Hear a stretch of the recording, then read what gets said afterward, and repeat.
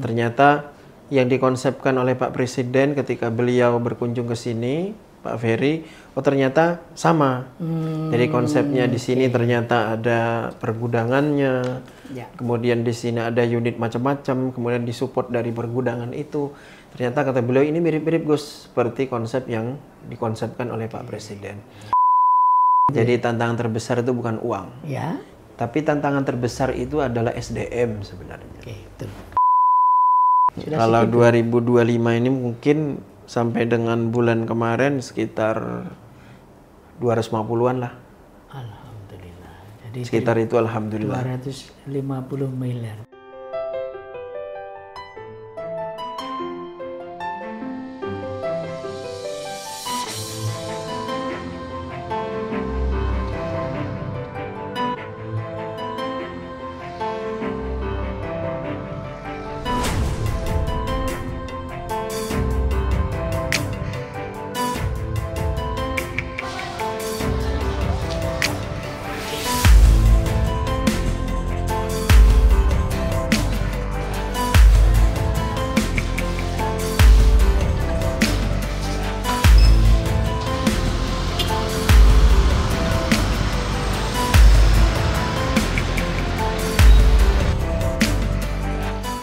Assalamualaikum warahmatullahi wabarakatuh. Salam sehat dan salam sejahtera untuk kita semua. Tribuners, kalau kita mendengar kata koperasi, dulu mungkin ya, dalam bayangan kita itu adalah bangunan sederhana dan aktivitas jual beli sederhana.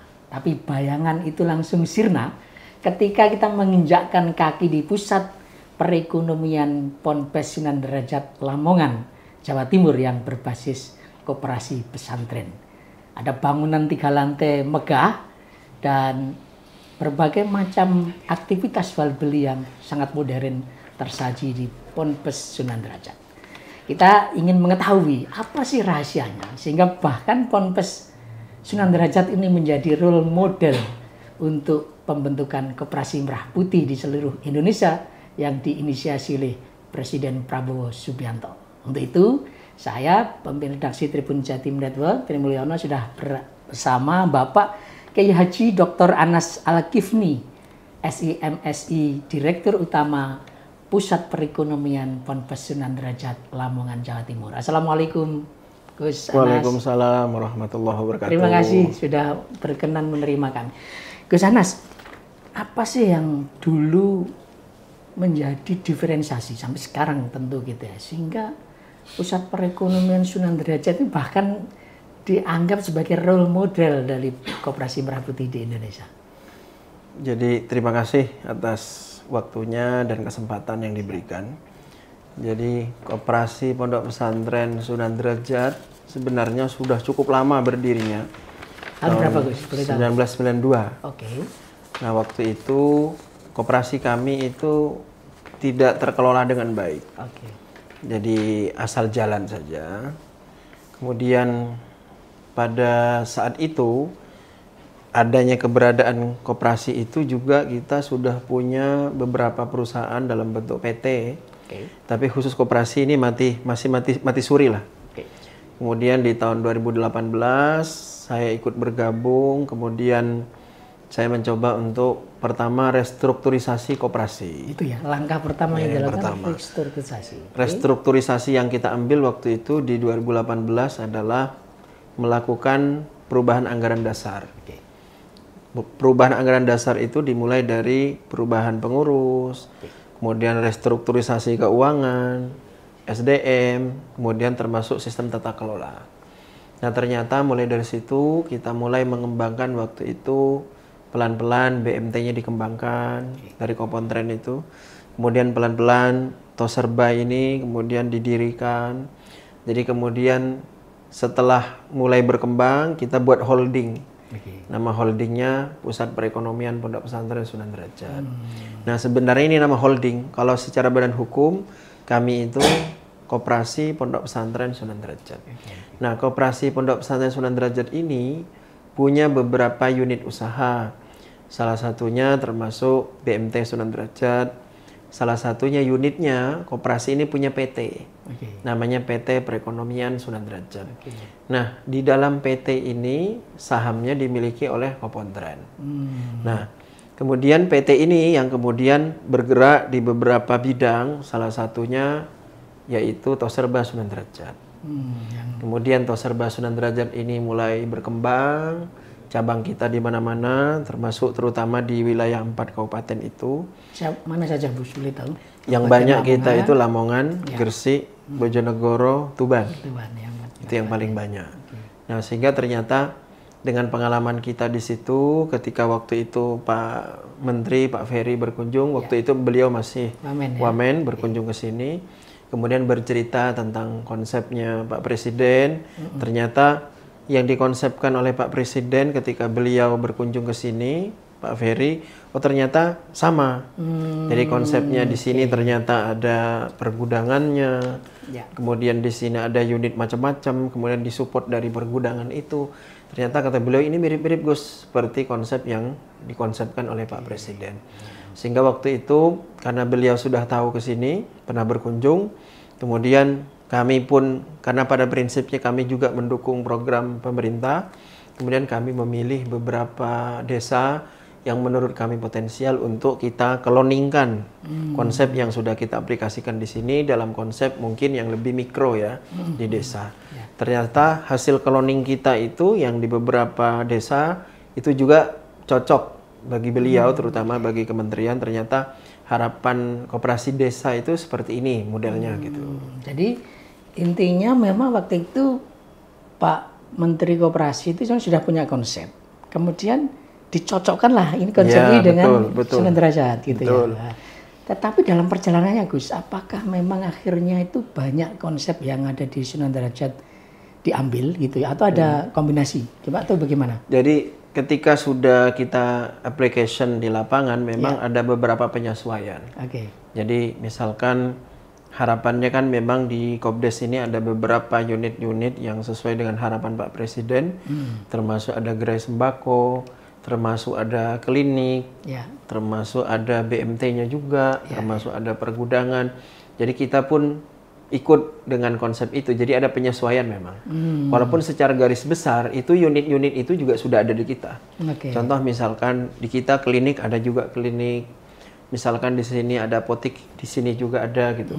Jadi artinya memang di pesantren, terutama di kami itu sebenarnya sudah ada, tinggal kita mengcopy paste, menyesuaikan dengan konsep yang ada di pemerintah. Gus Anas, dari beberapa koperasi yang sudah matching dengan rule bisnisnya di Sunan Derajat ini, itu lebih banyak ke Toserbanya atau apa Gus Anas? Bisa disampaikan? Jadi kalau yang paling banyak kita garap itu sebenarnya baru di Toserbanya. Karena memang kalau di gerai sembako ini kan lebih mudah ya. Termasuk salah satunya untuk menyerap produk-produk masyarakat. Jadi semisal gerai sembako kita yang ada di Koperasi Desa Merah Putih di Tuban, di Pucangan, itu salah satu penghasil desanya itu kan beras. Jadi beras dari petani kemudian digiling oleh koperasi desa. Nah hasil berasnya itu kita serap. Jadi memang kalau gerai sembako tuh lebih mudah karena kita bisa menyerap produk-produk masyarakat. Harapannya memang masyarakat mendapatkan barang yang lebih murah. Jadi konsepnya yang menarik ini adalah koperasi binaan Sunan Derajat itu barang pasokannya itu justru produksi warga sekitar ya Gus Anas. Jadi produksi warga sekitar itu yang paling kita utamakan. Kemudian juga ada produksi pesantren. Jadi misalkan pesantren punya produk, itu juga kita support ke koperasi desa. Sehingga nanti dari hulu ke hilir itu bisa saling mengisi. Jadi hulu ke hilir bisa saling mengisi mulai dari produksinya, penyiapan pasarnya dan seterusnya. Itu nanti bisa dari desa, bisa dari alumni kita, bisa juga dari pesantren. Kebetulan kan di Pondok Sunan Derajat juga kita mengelola banyak produk. Seperti halnya ada garam samudra, kemudian ada air minum kemasan macam-macam. Roti tadi yang kita bisa konsumsi. Ya betul. Sehingga di seluruh gerai itu juga ada produk-produk kita. Jadi ini apa Gus ya? Membantah kekhawatiran sebagian masyarakat. Awalnya itu kan gini, kelahiran Koperasi Merah Putih ini jangan-jangan nanti malah jadi pesaing baru para tengkulak di desa-desa gitu ya. Tapi kalau melihat penjelasan Gus Anas, ini justru jadi kanalisasi produk-produk warga sekitar gitu. Sebenarnya dengan adanya Koperasi Desa Merah Putih ini bukan tantangan. Justru peluang untuk bersinergi dengan seluruh stakeholders, termasuk pemerintah, termasuk desa, terutama dalam melakukan penyerapan produk-produk desa. Yang selama ini banyak produk, khusus ini gerai sembako ya, banyak orang desa itu mereka itu sudah memproduksi produk, tapi bingung jualnya melalui apa. Nah itu Gus, benar ini. Benar. Sehingga kanal koperasi desa ini sangat dibutuhkan. Sehingga dalam waktu dekat kan memang sudah akan dibuat oleh Kementerian Koperasi dan tim itu membuat yang namanya Torasera. Torasera itu toko rakyat serba ada. Toko rakyat serba ada itu ya seperti Tosarba ini. Jadi artinya dia sebagai hub. Artinya sebagai hub, sebagai tempat untuk grosirannya. Kemudian itu yang akan didistribusikan ke Kopdes-Kopdes itu. Sehingga ke depan saya hakul yakin dan meyakini pergerakan ekonomi itu akan bergerak di masyarakat bawah dan mereka yang mungkin akses kepada produk dengan kuantiti yang terbatas dan harapannya murah itu bisa terpenuhi. Bukan hanya barang, termasuk mereka juga mengakses produk-produk yang lain. Tadi disampaikan sementara ini memang masih fokus di Tosarba ya Gus ya. Tapi ke depan ekosistem apa saja yang canangkan Pondok Pesantren Sunan Derajat untuk meningkatkan kinerja Koperasi Merah Putih itu Gus. Jadi sudah ada gagasan besarnya gitu ya. Jadi kalau di kita dari beberapa konsep koperasi desa itu kenapa kita milih Tosarba memang karena kesiapan yang paling siap itu kita itu. Kemudian ke depan apa yang bisa kita sinergikan ini kita sedang menyiapkan beberapa produk yang bisa kita optimalkan seperti halnya pendampingan. Jadi kita sudah diminta oleh Kementerian Koperasi untuk menjadi salah satu tempat untuk pelatihan bagi pengurus-pengurus koperasi. Kemarin sudah ditunjuk, kita diminta untuk menerima kurang lebih 80 koperasi desa yang akan magang di tempat kita. Dan bahkan mungkin nanti bergantian akan magang di sini. Magangnya dalam bentuk teknis dan manajemen tentunya, supaya nanti mereka ketika dapat pembiayaan dari Himbara sudah siap untuk mengelola. Jadi kalau model mitra dengan Sunan Derajat itu sangat mudah kan sebenarnya. Jadi mulai hulu sampai hilir itu sebenarnya dilayani oleh Sunan Derajat. Jadi kita garap hulu sampai hilir memang sudah kita ada konsepnya seperti itu. Dan masyarakat desa juga kita libatkan. Karena karyawan-karyawan kita yang ngelola Kopdes itu kita ambil dari masyarakat desa setempat. Sehingga tujuan kita nanti ke depan setelah 2 tahun itu nanti koperasi desa akan mengelola sendiri koperasi desa yang kita bina. Dengan bertanggung jawab mengelola sendiri, kemudian nanti kerjasama dengan kita paling mitra dalam pengambilan barang, mitra untuk mensupport kekurangan barangnya, seperti itu. Dan mungkin pelatihan lanjutan pelatihan lanjutan. Gus Anas, sejauh ini berapa jumlah Koperasi Merah Putih yang jadi anak asuhnya Sunan Derajat? Kalau yang existing ada 6. Yang existing.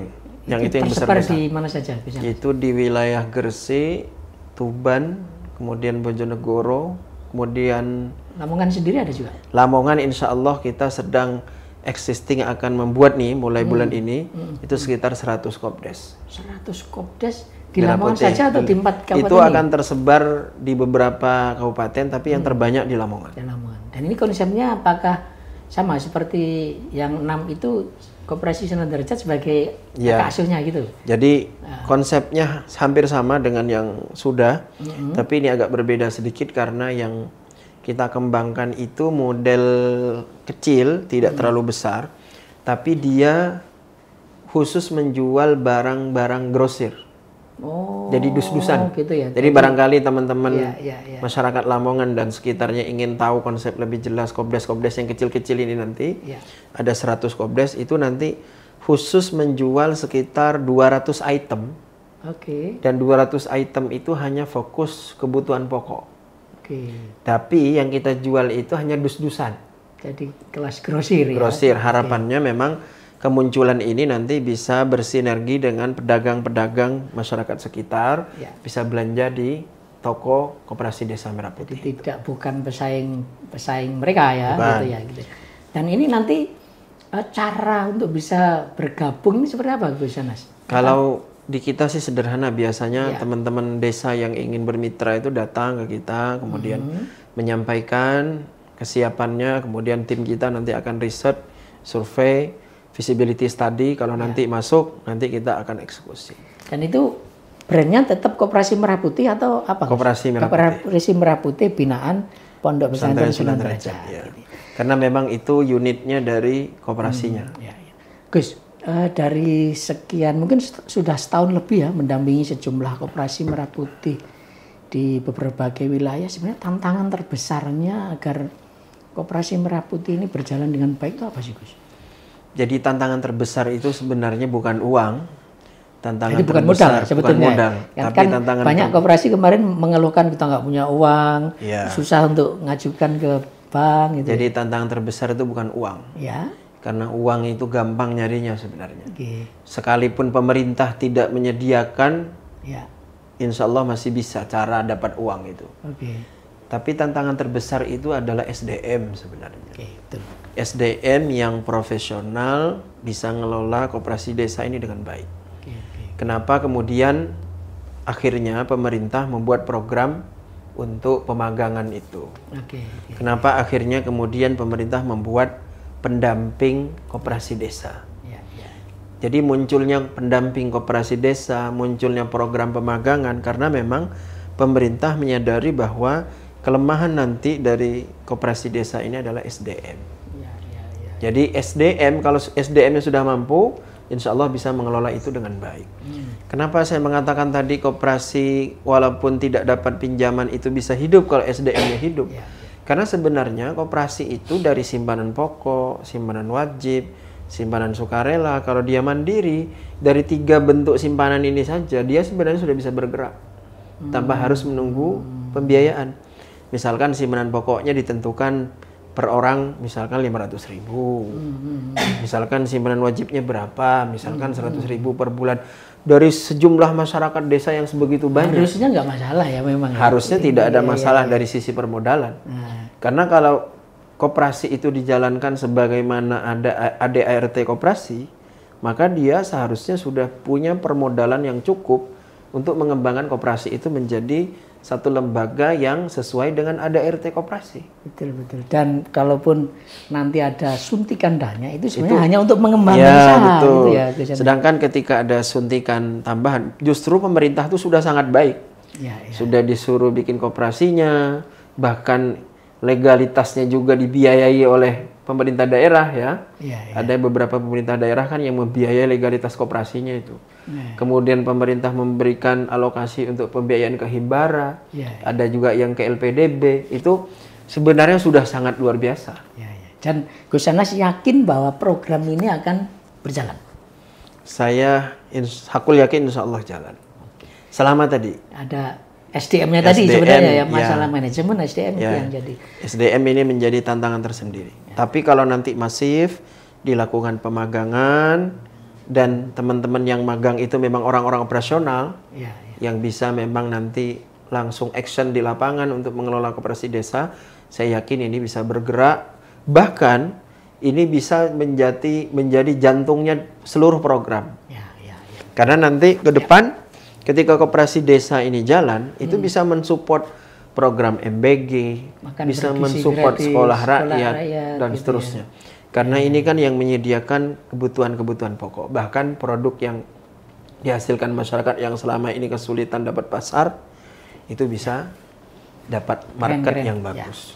By the way kok Gus Anas kok jago koperasi itu sebenarnya dulu belajarnya di mana sih Gus? Dulu boleh cerita sedikit Gus. S1-nya di mana? Kalau saya baca profilnya itu kan sarjana ekonomi Islam ya Gus. Ya, saya S1 dulu di Universitas Juanda Bogor. Di Bogor. Tadi Bogor. nyantrinya juga di Bogor berarti ya? Nyantrinya juga di Bogor, Bogor. terus? Kemudian S2-nya di mana, guys? S2-nya itu saya di Universitas Indonesia. Oh iya, siap. Kajian Timur Tengah dan Islam, konsentrasinya ekonomi dan keuangan syariah. Oke. Kemudian Terus S3-nya? S3 saya di Universitas Airlangga Surabaya, Konsentrasinya apa, Gus? ilmu ekonomi Islam. Oh, jadi memang komplit. Meskipun tidak khusus Koperasi, membahas ya. koperasi ya, tapi Nah, kemudian kenapa, Gus? Oh, kayaknya koperasi inilah yang jadi. Jadi memang sejak saya lulus S1 itu saya sering mendampingi teman-teman yang ingin membuat koperasi syariah terutama. Awalnya gitu. Jadi dulu bikin pelatihan, pendampingan dan Oh, seterusnya. jadi sebelum praktek ini sebenarnya ke sana sudah Ya, melatih betul. teman-teman ya. Terus sudah itu saya juga pernah nulis buku tentang koperasi juga. Oke. Fokusnya tentang BMT waktu itu. Anu ya, Mulai dari tata BMT itu yang kepanjangannya Baitul Mal wa Baitul Tamwil. Mal. Wa Tamwil. Oke. Itu Jadi mulai dari tata KPR cara lah ya kalau ya KPR gitu lah. tata cara pendirian sampai dengan manajemen pengelolaan dan seterusnya. Kemudian di tahun 2018 ketika saya di sini menikah, kemudian pelan-pelan mulai melakukan tadi Praktek lah ya, dari yang praktek kembali untuk dunia koperasi yang lebih nyata gitu. Tadi kan perbukuan gitu kan. Jadi Gus Anas ini aslinya sebenarnya Bogor, Jawa Barat ya. Ya. Aslinya mana? Gus? Kalau saya aslinya di Kalimantan, Oh, Kalimantan. hanya sekolah di Jawa Di Barat. Jawa Barat. Tapi sekarang sudah melalang buahnya di banyak kampus top di Indonesia ya, UI, UNER gitu ya. Gus Anas, kita di ujung obrolan nih, tapi saya ingin tahu sebetulnya apa ya? Seberapa besar sih peran koperasi ini, keyakinan Gus Anas ya, untuk menumbuhkan ekonomi di satu wilayah? Jadi sebenarnya kalau koperasi ini bisa optimal, Ya. otomatis nanti masyarakat yang kemudian kekurangan dari sisi pasar itu bisa terserap melalui koperasi. Jadi dari sisi distribusi, gitu Distribusi ya, itu sudah terjawab. Gitu. terjawab. Oke. Lainnya apa? Gus? Kemudian yang kedua, kalau koperasi desa itu jalan dari sisi pinjam simpan pinjam, Oke. kurang permodalannya itu nanti bisa mengajukan melalui koperasi. Oke. Tidak perlu ke rentenir lagi dan seterusnya. Ini yang harus kita perangi itu. Oke. Kemudian yang tadinya mungkin beli gas, LPG, beli macam-macam pupuk dengan harga yang mahal, dengan adanya koperasi desa nanti bisa lebih murah. Sehingga kalau pupuknya lebih murah, otomatis biaya tanamnya juga lebih murah. Otomatis keuntungan petani juga bisa lebih banyak. Jadi Hasilnya, multiplier effect. jadi multiplier efeknya sangat banyak. Oke, oke. Kemudian selain itu nanti kalau dia sakit, dia berobat kalau cukup jauh bisa ke klinik desa, bisa ke apotek desa. Sehingga akses itu menentukan biaya sebenarnya. Semakin jauh aksesnya, biayanya semakin mahal. Dengan harapan itu sehingga masyarakat dengan pendapatan yang mungkin terbatas, dia pasti ingin mendapatkan akses barang yang juga harganya murah. Sehingga nanti itu akan berakibat pertumbuhan ekonomi akan semakin naik. Dari sisi apa? Karena mereka pasarnya bisa bergerak, kemudian distribusinya bisa bergerak, industrinya juga bisa bergerak, sehingga nanti secara multiplier effect berakibat daya beli masyarakatnya juga akan semakin baik. Ya, ya. Dan kalau kita mendengar dari luaran, Gus, katanya omsetnya koperasi Sunan Derajat itu sudah ratusan M gitu ya. Boleh di-spill, Gus, sehingga orang boleh tahu, oh ternyata ya koperasi itu bisa sebesar itu gitu loh, Gus. Boleh nggak? Jadi kalau Berapa omsetnya sekarang? Kalau koperasi kita itu untuk perdagangan di 2024 kurang lebih baru 200-an. 200 M. Ya. Mungkin kalau Ini baru 2000 ke sana masuk itu kan baru 2018 gitu ya, baru 7 tahun ini. Sudah kalau 2025 ini mungkin sampai dengan bulan kemarin sekitar 250-an lah. Alhamdulillah. Jadi Sekitar itu alhamdulillah. 250 miliar. Tribuners. Jadi anggapan bahwa koperasi itu tidak bisa bersaing dengan korporasi yang lain itu salah gitu ya. Dan ini Gus Anas, Direktur Utama Pusat Perekonomian Ponpes Sunan Derajat, yang nama lengkapnya adalah Kiai Haji Dr. Anas Al-Khifni, MSI sudah membuktikan, tidak hanya ngomong ini jadi Tribuners, jadi beliau secara teori sudah jago dan secara praktek juga terbukti bahwa Ponpes Sunan Derajat menjadi pusat perekonomian di Lamongan, di Jawa Timur Gus. Bahkan kita berharap ini akan menular ke banyak koperasi merah putih yang digagas oleh Pak Prabowo. Tribuners, demikian obrolan saya dengan Gus Anas, tokoh muda yang orang santri gitu ya, pondokan, tapi cara berpikir beliau sudah go internasional. Kita harapkan kayak cara berpikir Gus Anas gitu ya, itu menjadi spirit baru kita para santri, para warga Jawa Timur untuk mensukseskan berbagai macam program Presiden Prabowo Subianto. Saya Tri Mulyono, pemimpin redaksi Tribun Jatim Network, mohon pamit undur diri, sampai ketemu dengan tokoh-tokoh selanjutnya. Assalamualaikum warahmatullahi wabarakatuh, salam sehat dan salam sejahtera untuk kita semua. Download Tribun X sekarang, menghadirkan lokal menjadi Indonesia.